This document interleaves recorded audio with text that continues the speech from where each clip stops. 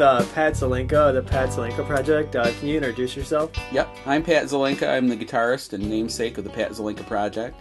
The band's been around since 2004, and I'm the guy who started that up.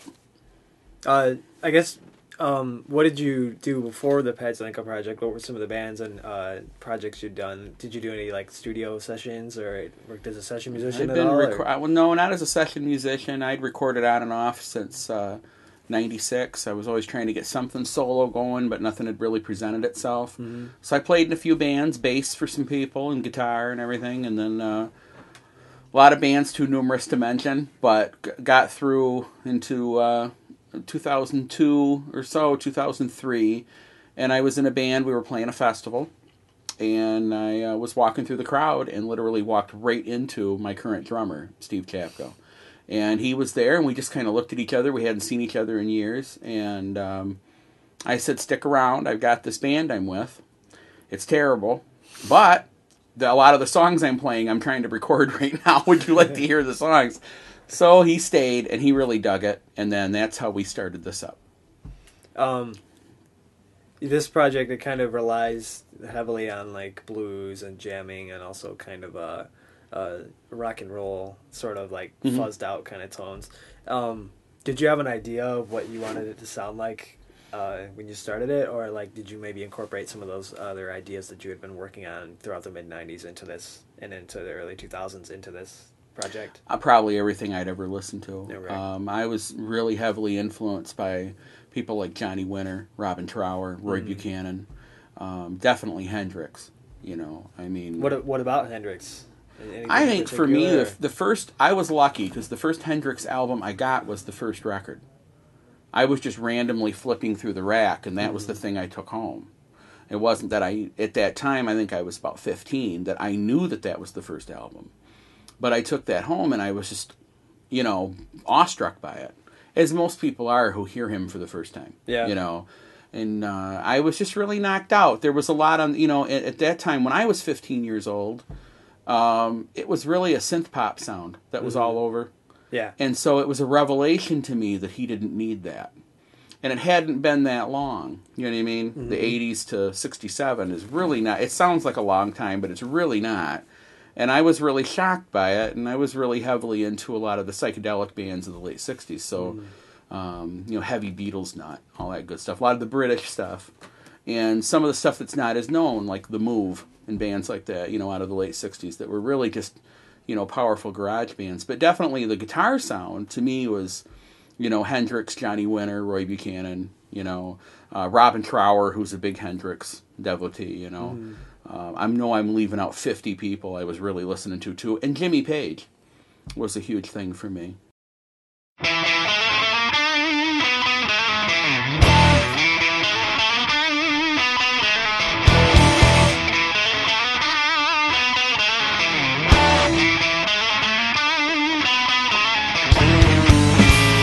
The old man walk on down that road. See the young man, yeah, now he shakes his head and doesn't think he'll go down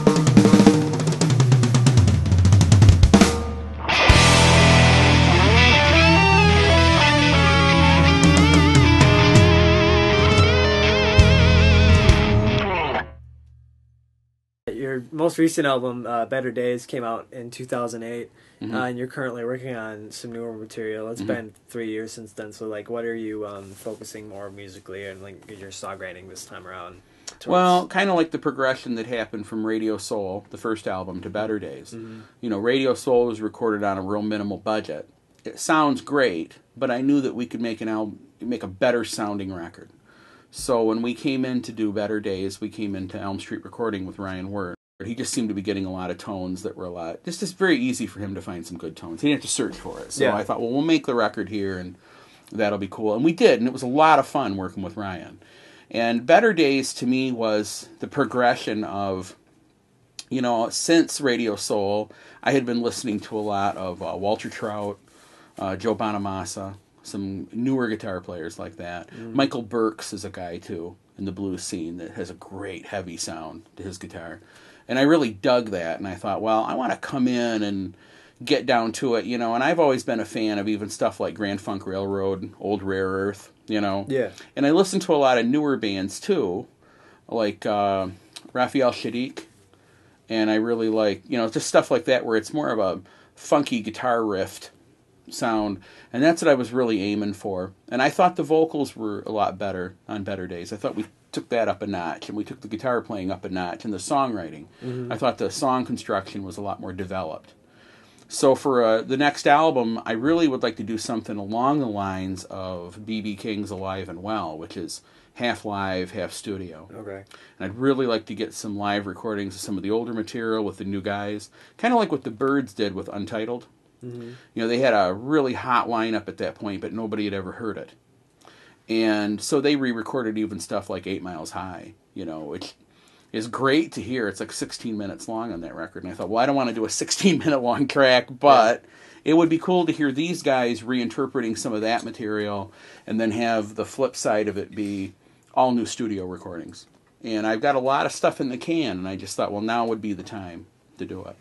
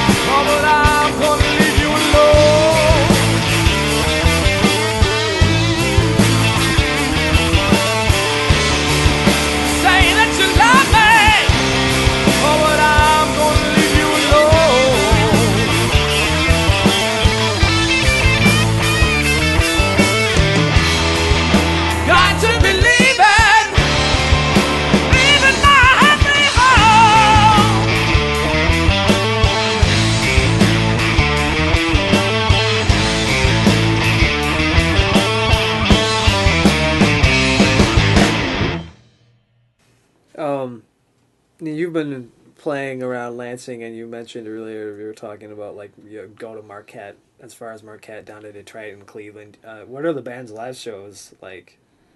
I think our live shows are radically different from the studio recordings. The studio recordings are more focused. Well, I don't mean that's probably a wrong word to use. I guess that they're more clinical in the sense that we're trying to get a good cut. Whereas the live shows to me are more exciting. There's more of an electric energy to those shows. Yeah. A lot more of just a looseness that happens, kind of like the Stones. I mean, it's very much a loosened up atmosphere live with them as opposed to their studio recordings. Like Hendrix's studio recordings versus his live performances are two completely different things.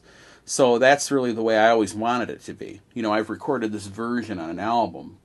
Now I want to take it live and stretch it. Yeah. And that's what I would say about our shows. They're a lot more electric, they're a lot more energetic, and the songs are stretched a little bit. There's just a little bit of flair to them. And I think it's more a lot more improvisation. fun. Oh, yeah, very much so. And especially with the new lineup. You know, we're a 4-piece now. And it's nice having a second guitar in there and kind of filling things out. And having that person double up on some keys and stuff like that is nice. It just gives us such a full, lush sound, and there's a lot more tonally to work with. It gives me a lot more ideas for sure. What are some of the venues you played? You played the Aragon Ballroom in Cleveland, and you played around here in Lansing and some other places. What's your best venue you've played?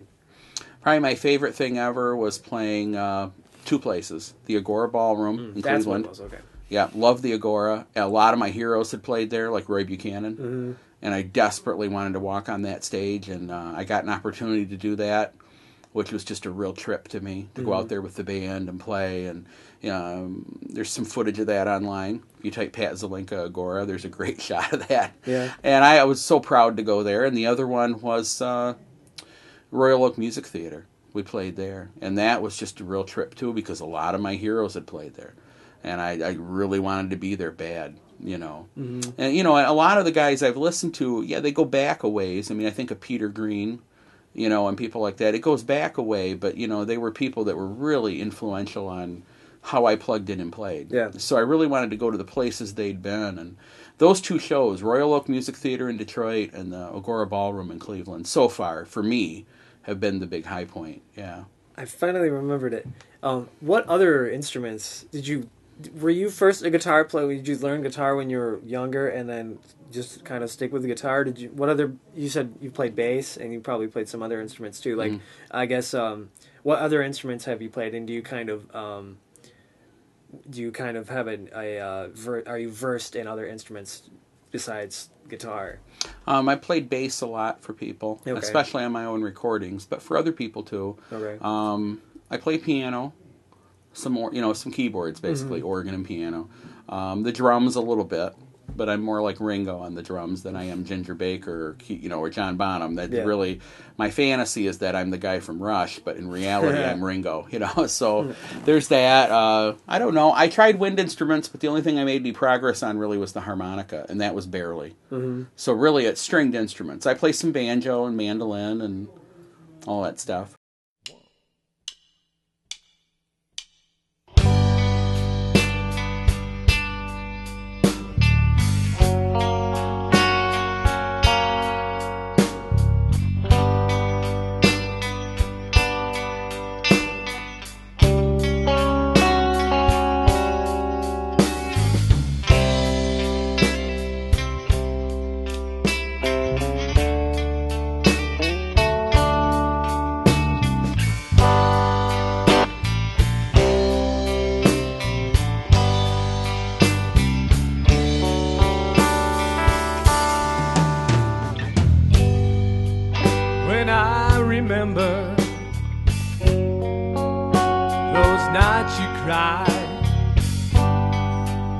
When I think back to those times I lied, things were so simple, things were so true. My baby blue.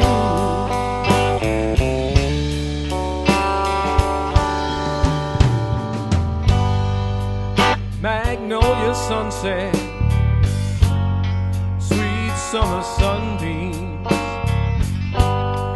cool summer breezes carry on our dreams. Do you remember?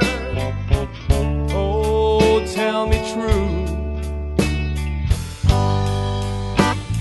My baby blue.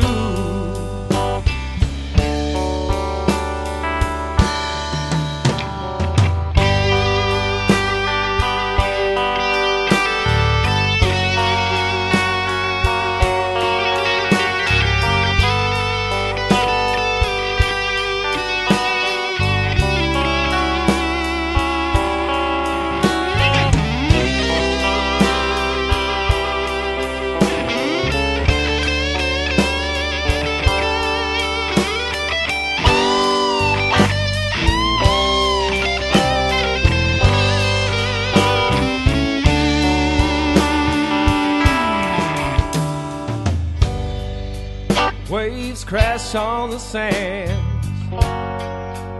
as they have for all time.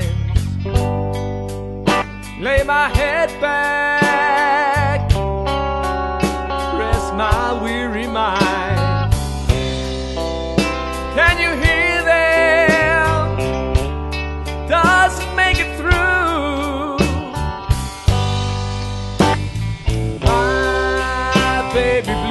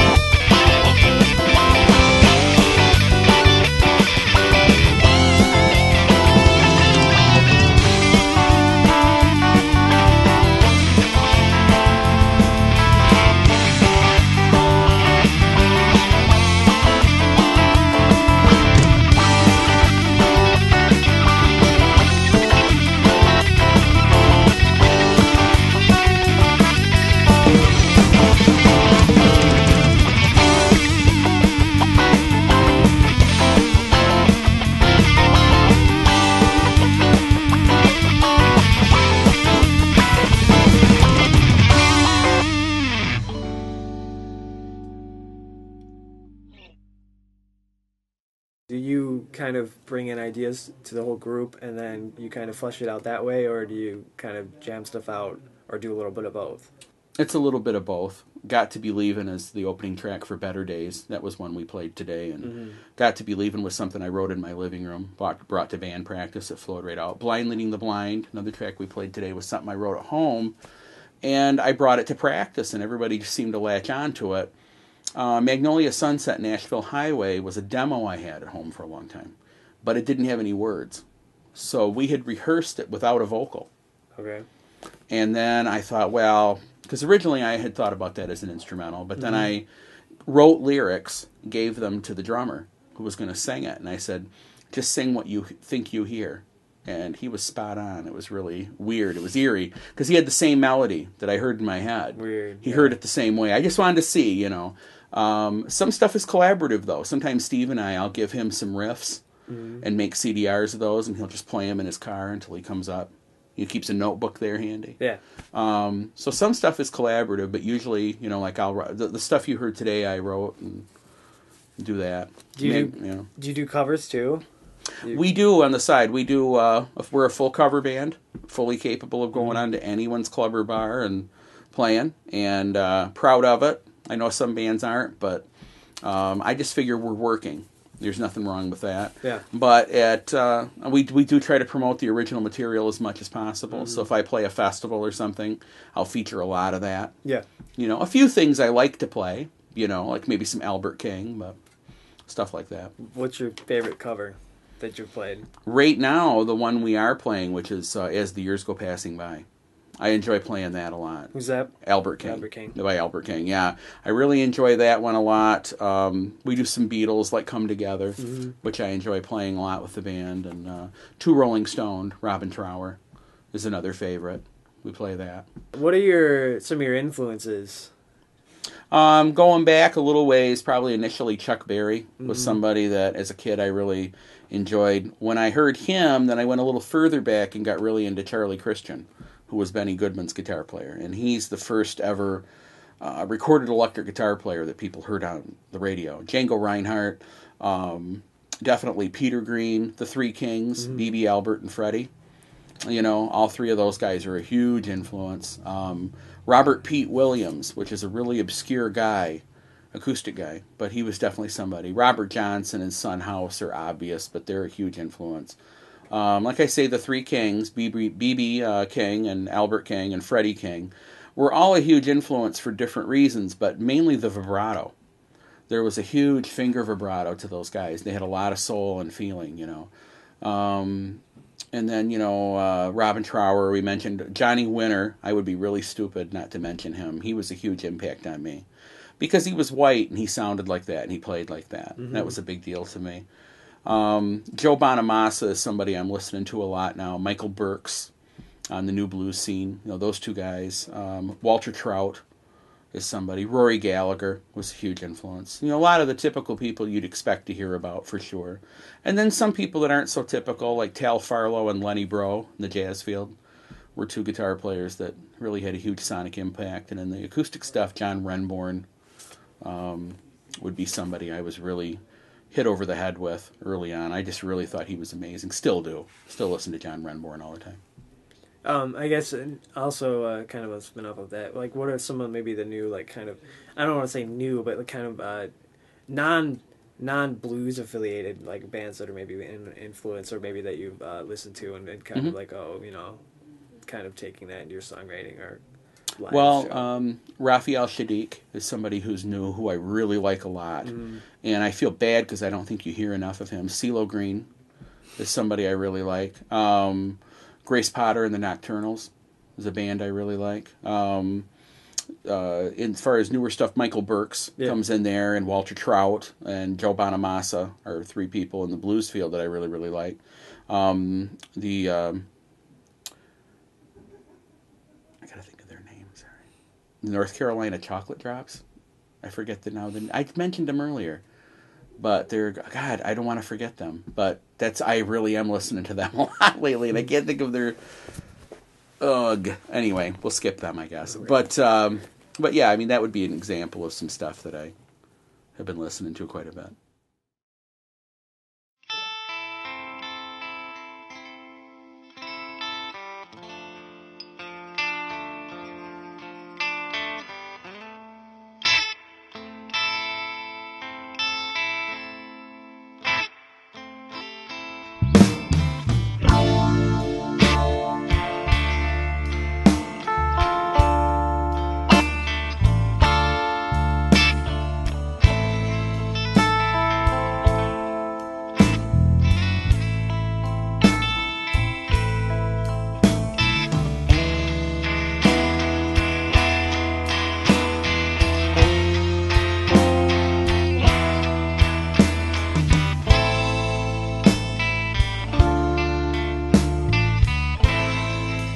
There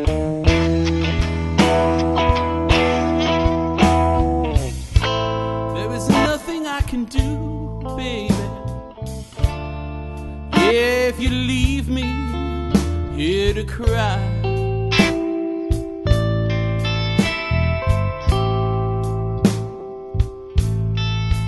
There is nothing I can do if you leave me here to cry.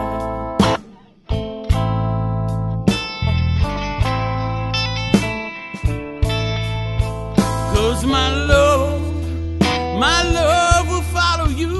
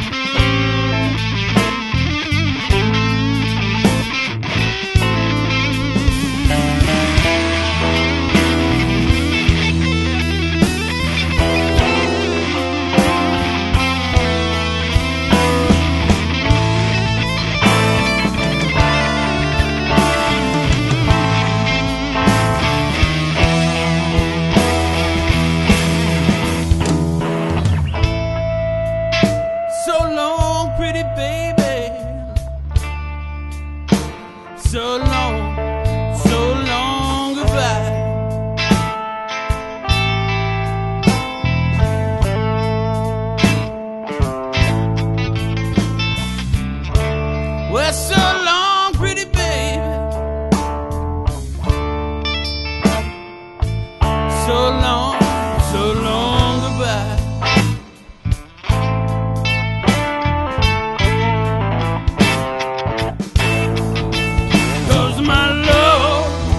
My love will follow you, baby. Oh, as the years are passing by.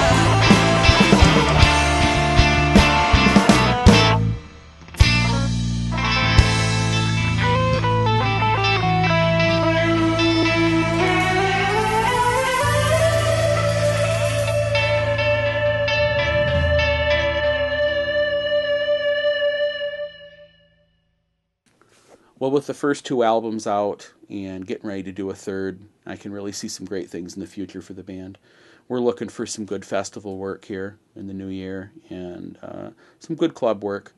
We're a hard-working band, looking forward to some good shows. Played all over from northern Michigan down to Cleveland, Ohio, and looking to expand beyond that. Love playing festivals, love playing good clubs, good bars. So just, I think the future is really bright. I think this is the best lineup I've ever had. I think it's the most open-minded group of people. And I think that the blues and the blues rock that we're playing right now is just, every year seems to be a step up, musically. And there's been just a huge period of growth, and I'm really eager to show that on the new record and at live shows in the coming years.